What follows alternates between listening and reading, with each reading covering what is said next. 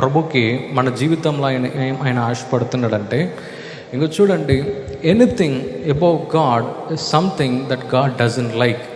అంటే ప్రభు కన్నా మించిన దాన్ని ఏదన్నా మనము స్తుతిస్తున్నామో, గొప్పగా మనము చెప్తున్నామంటే ప్రభుకు అది నచ్చదు. ప్రభు కన్నా గొప్పగా మనం దేని గురించన్నా మనము చెప్తున్నామంటే ప్రభుకు అది నచ్చదు. ఫర్ ఎగ్జాంపుల్, నేనేమంటున్నానంటే, నేను మంచిగా వాక్యం చెప్పగలను అని నేను చెప్తాను, కానీ అదే నా యొక్క దేవుడుగా అది మారకూడదు.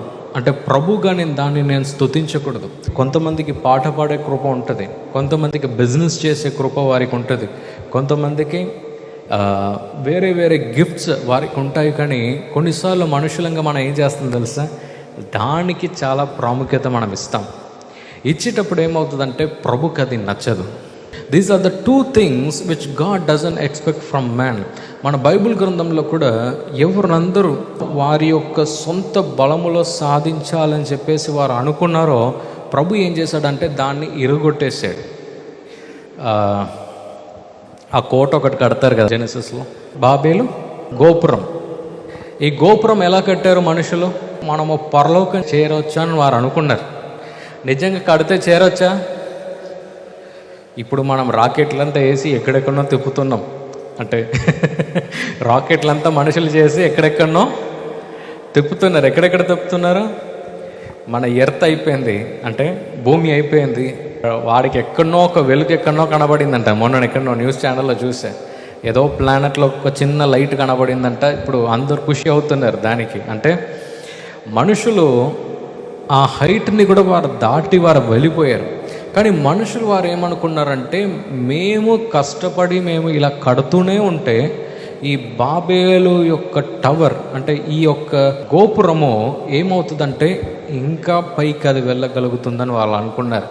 మా సొంత శక్తితో మేము కట్టగలుగుతామని వారు అనుకున్నారు. కానీ ప్రభు ఏం చేశాడో తెలుసా, ఒక్క నిమిషంలో మొత్తం అన్నింటినీ గజిబిజి చేసి పడేసి, అంటే ఒక్కరికొకరికి లాంగ్వేజ్ తెలియకుండా కన్ఫ్యూషన్స్ ప్రభు తీసుకొచ్చేసి, ప్రభు ఏం చేశాడంటే లాస్ట్కి మొత్తానికి కింద పడేసాడు. అంటే మనిషి ఎప్పుడు ఆయన యొక్క సొంత శక్తిని బయటికి పెద్దగా ఆయన చూపిస్తాడో ప్రభుకి అది నచ్చదండి. బైబిల్ గ్రంథంలో ఏ మనిషి అంతా ఆయన గొప్ప అని అనుకున్నాడో ప్రభు ఏం చేశాడో తెలుసా, ఆయన కిందికి పడేసాడు. అందుకే ఫర్రో వారి యొక్క జీవితంలో కూడా మనం ఏం చూడగలుగుతున్నామంటే, ఆయన ఏమనుకున్నాడంటే నేను దేవుడు వలె నేను ఉన్నానని అనుకున్నాడు. కానీ ప్రభు ఏం చేశాడో తెలుసా, మోషేని ఫర్రోకి ప్రభులాగా ప్రభు చేశాడంట బైబిల్ గ్రంథంలో. హల్లెలూయా. అంటే దానికి అర్థం ఏంటంటే, see, whenever a man thinks that my own strength can take me to very bigger heights, God always breaks them, especially for his children's.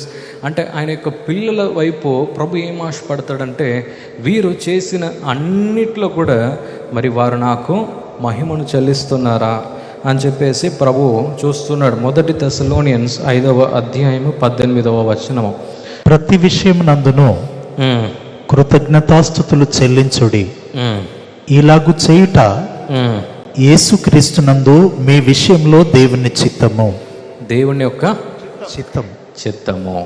అన్ని విషయంలో కూడా ప్రభుకి మహిమను మనము ఇవ్వాలంటాడు. కొంతమందిని మనం కలిస్తే, కొంతమందిని మనం మీట్ అవుతే, క్రిస్టియన్స్ని కొంతమందిని మనం మీట్ అవుతే ఎలా ఉన్నారని అడిగితే బాగున్నామండి, దేవుని యొక్క దయ, దేవుని యొక్క కృప ఒక స్టేట్మెంట్ వారు చెప్తారు. మళ్ళా పిల్లలు ఎలా ఉన్నారు అని చెప్తే ఆ పిల్లలకు ఒక జాబ్ వచ్చిందని అని చెప్పేసి మళ్ళీ ఒక పెద్ద లైన్ వారు తీస్తారనమాట. అంటే నేను కామెడీగా ఎవరిని చెప్పట్లేదు, కానీ నేనేమంటున్నానంటే అన్ని విషయంలో కూడా వారు ఏం చేస్తారంటే ప్రభుకు మహిమను వారిస్తారు. హల్లెలూయా. అంటే ప్రభు ఇది చేశాడు, ఈ చిన్న విషయం చేశాడు, ఈ పెద్ద విషయం చేశాడు, వీటన్నిటిలో కూడా ప్రభు ఒక మేలు మా జీవితంలో చేశాడని చెప్పేసి ప్రభు మన దగ్గర ఆయన వైపు మనం చూడాలని చెప్పేసి ప్రభు ఆశపడుతున్నాడు. అందరికీ శుభవార్త. ప్రతి ఆదివారము 4 గంటల నుండి 6 గంటల వరకు కూడా వరంగల్లో గొర్రెకుంటలో గిఫ్ట్ ఆఫ్ జీసస్ వర్షిప్ సెంటర్లో ప్రార్థన కూడిక జరుగుతూ ఉంది. మీరు పాల్గొనండి, ఇతరులకు షేర్ చేయండి. ప్రభు మిమ్మల్ని దీవించును గాక. ఈ ప్రోగ్రాం మీకు ఆశీర్వాదకరంగా ఉన్నదని మేము నమ్ముచున్నాం. ఫస్ట్ లైక్ చేయండి, తెలిసిన వారు మీ ఫ్రెండ్స్ అందరికీ మీరు షేర్ చేయండి, తర్వాత సబ్స్క్రైబ్ చేయండి. తప్పగా ప్రభు మిమ్మల్ని దీవిస్తాడు. ఇక రాబో వీడియోను కూడా మీరు చూడండి, దీవించబడండి. ప్రభు మిమ్మల్ని దీవించును గాక. God bless you.